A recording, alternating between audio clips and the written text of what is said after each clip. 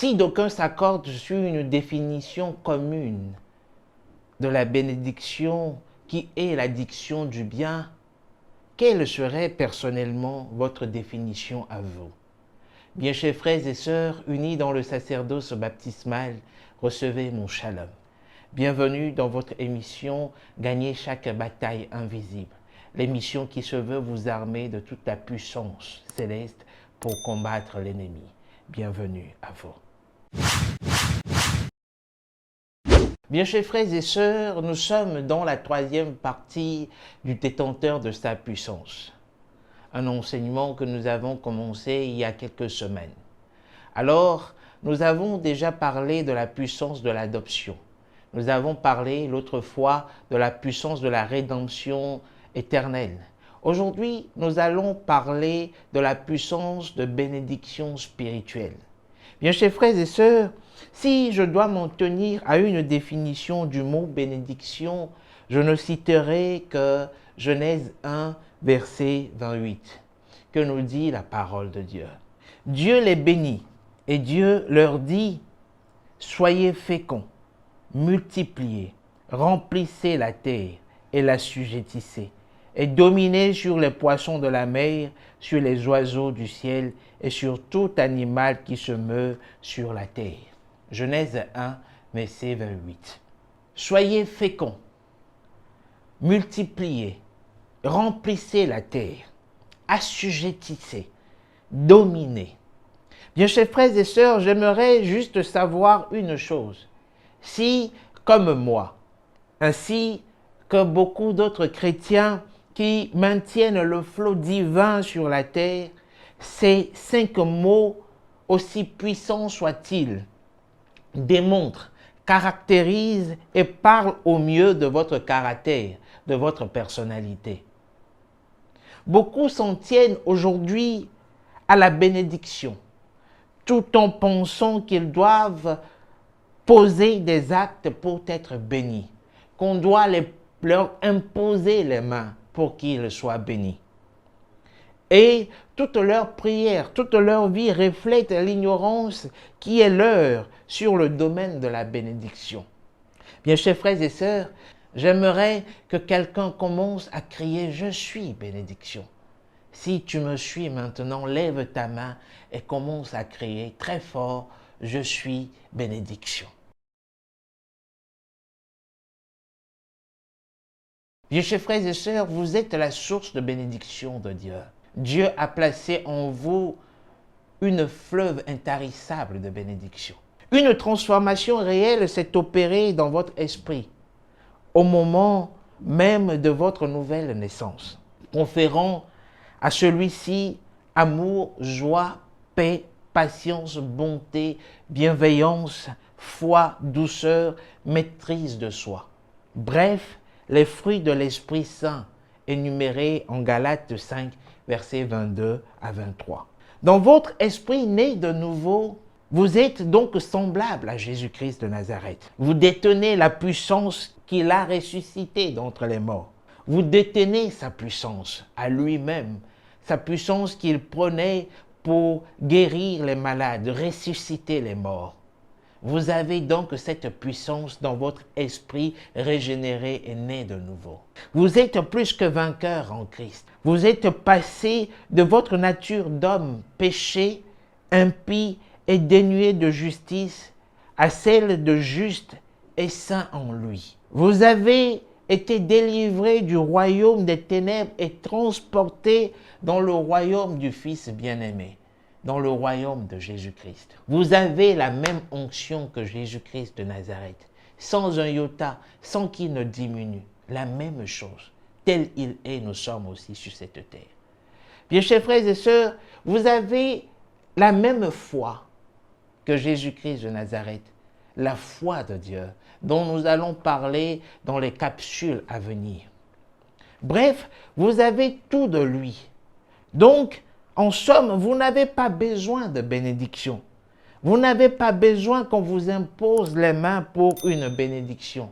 Vous êtes la bénédiction. Vous êtes la source intarissable de bénédiction. Vous êtes la sagesse de Dieu. Il y a donc une très grande différence entre avoir la bénédiction de quelqu'un ou bien avoir la bénédiction et être la bénédiction. Il y a une grande différence entre avoir la bénédiction et être la bénédiction.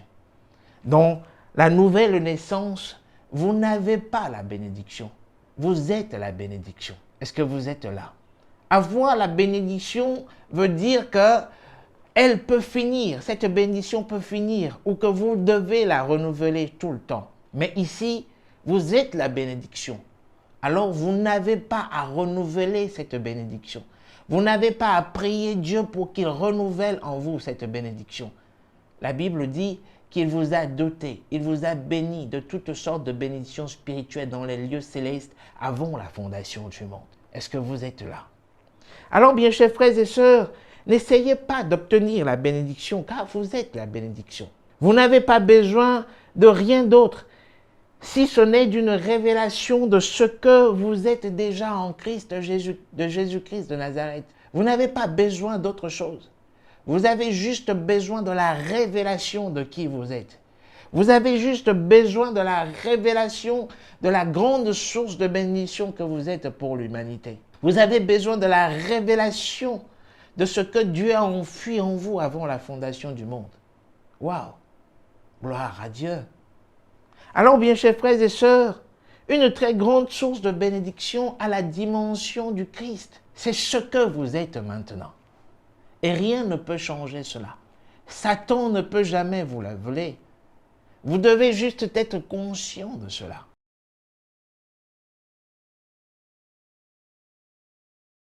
Bien chers frères et sœurs, si vous êtes la bénédiction de Dieu, beaucoup vont se poser la question ou bien ils vont douter encore devant certaines situations de la vie. Est-ce que vous êtes là? Alors, ma question est de savoir sur quoi fixez-vous votre regard? Sur quoi avez-vous votre focus? Sur votre dimension spirituelle ou sur votre dimension physique? Vous vous regardez bien des fois dans votre miroir physique, un verre de glace, et vous voyez votre bouche, votre nez, vos yeux, vous voyez des boutons, vous voyez vos cheveux, vous voyez votre corps.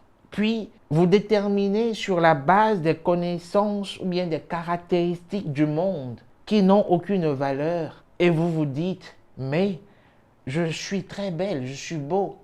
Ou vous vous dites encore des fois, je suis très vilain. Parce que selon les caractéristiques du monde, vous pourrez être beau aujourd'hui et demain vous serez vilain. La plupart du temps, vous évaluez votre état émotionnel et constatez par le biais de certains problèmes que vous n'avez pas la paix, vous n'avez pas la joie. Vous vous dites que vous n'avez pas la foi pour déplacer les montagnes. Et vous vous dites que vous n'avez pas les fruits de l'esprit que Galates 5 affirme déjà qu'ils sont en vous, qu'ils sont déjà en vous. Vous avez les germes des fruits de l'esprit en vous. Alors en voyant tout ça, vous vous dites que vous n'êtes pas capable. Est-ce que vous voyez? Vous vous dites automatiquement qu'il y a une erreur.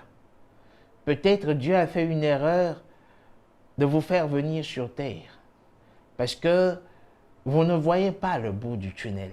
Vous vous dites qu'il y a une erreur, que la gloire de Dieu ne peut jamais ou ne serait jamais en vous. Alors, j'aimerais vous reposer la question. Sur quoi fixez-vous votre regard? Sur le spirituel ou sur le physique? Alors, s'il arrive ainsi, vous avez besoin d'une révélation. Et cette révélation se trouve en Jacques 1, versets 22 à 25, qui dit « Mettez en pratique la parole et ne vous bornez pas à l'écouter, en vous trompant vous-même par de faux raisonnements. Car si quelqu'un écoute la parole et ne la met pas en pratique, il est semblable à un homme qui regarde dans un miroir son visage naturel et qui, après être regardé, s'en va et oublie aussitôt quel il était.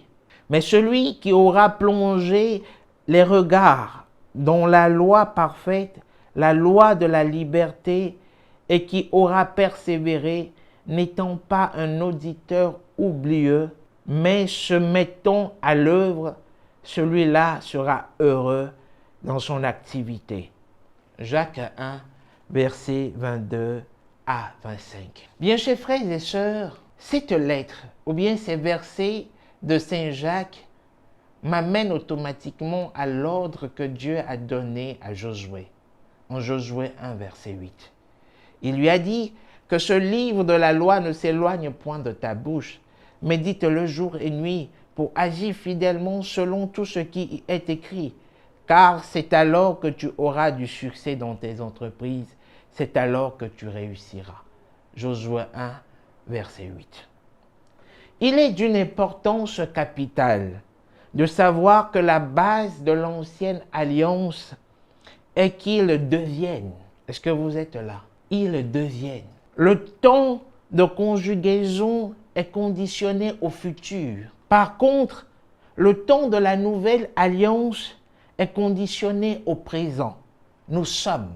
L'ancienne alliance préconise que vous allez devenir. Mais la nouvelle alliance affirme que nous sommes déjà en Christ tout ce dont la parole de Dieu nous dit. Nous sommes le succès de Dieu. Nous sommes la réussite de Dieu. Nous sommes la belle histoire de Dieu. Nous sommes la bénédiction de Dieu. Cependant, la parole de Dieu est un miroir, le miroir spirituel.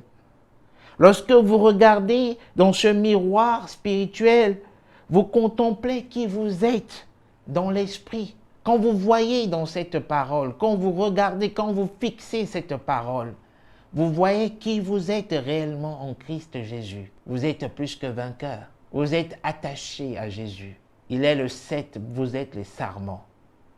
Vous portez du fruit en abondance. Vous êtes des dieux. Est-ce que vous êtes là? Alors, la parole vous donne l'illimité de qui vous êtes vraiment. Vous guérissez les malades. Vous êtes capable de cela. C'est pourquoi Jésus a dit, si vous avez un peu de foi comme un grain de sénévé, vous direz à cette montagne, ôte-toi de là et va te jeter dans la mer. Et elle exécutera l'ordre que vous avez dit. Alors il vous faut être conscient de cette révélation. Quand vous fixez cette parole, vous jetez vos regards dans cette parole, alors vous devenez ce que cette parole est en train de dire. Ce n'est pas de la magie. Est-ce que vous êtes là? Alors bien, chers frères et sœurs, quand vous regardez dans ce miroir qui est la parole de Dieu, dans ce miroir spirituel, vous regardez la vraie version de vous en Christ Jésus. Vous regardez l'espérance de votre gloire, Christ en vous. C'est pourquoi beaucoup n'ont pas cette dimension de voir que quand Dieu les voit, il ne voit plus un homme pécheur. Non, mais il voit Christ. Quand Dieu jette un regard sur vous, il voit Christ. C'est pourquoi à la fin de chaque prière, vous priez au nom de Jésus-Christ. Vous priez le Père au nom de Jésus-Christ. C'est pourquoi Jésus a dit, tout ce que vous demanderez au Père en mon nom, croyez que vous l'avez déjà reçu et vous le verrez s'accomplir. Parce que tout ce que vous déclarez au nom puissant de Jésus-Christ de Nazareth s'accomplit automatiquement. Parce que vous êtes affiliés à Christ. Et tout cela doit venir sur la base de la parole de Dieu.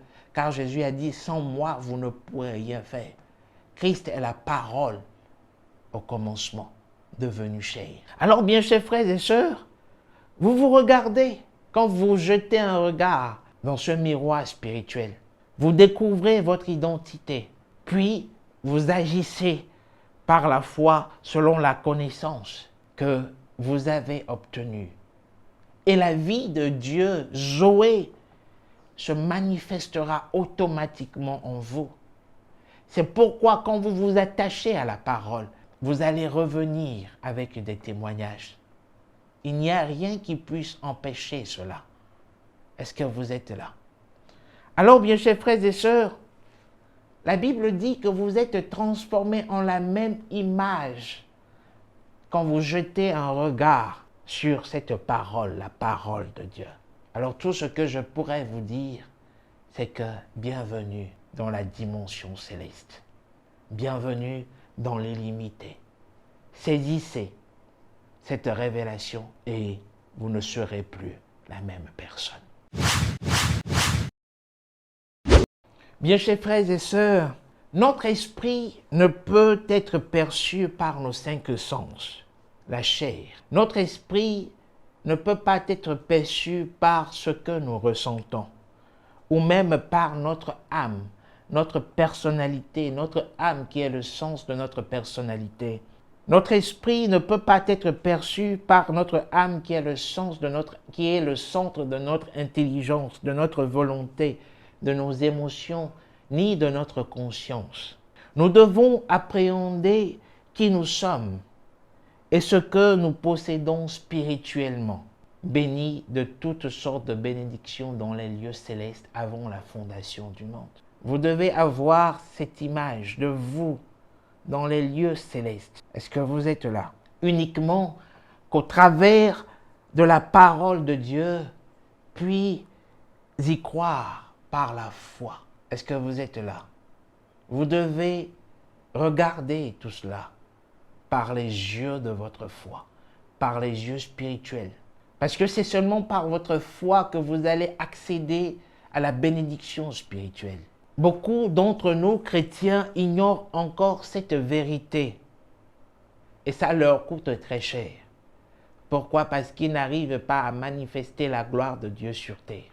Ils n'arrivent pas à fonctionner avec la vie de Dieu Zoé. Ils n'arrivent pas à manifester cette gloire. Ils n'arrivent pas à toucher du doigt leur bénédiction spirituelle. Ils n'arrivent pas à matérialiser cela.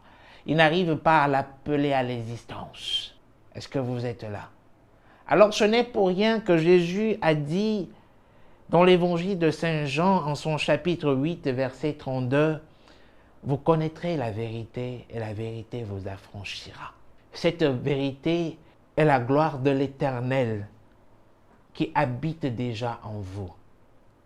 Cette vérité, c'est la gloire de l'Éternel qui est dans votre esprit, que vous devez saisir par votre foi.